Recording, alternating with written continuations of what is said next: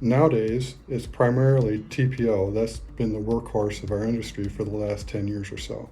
It's gained popularity because it's durable and white, so it's highly reflective, keeps the heat out of a building and whatnot. But there's also PVC, which is a great product, and there's other hybrids that are out there of the PVC line and the TPO line. Modbits are also awesome roofs. Modbit is kind of a next generation built up roof. It's made of multiple layers. There's a base layer and a cap normally. Sometimes there's a mid-ply.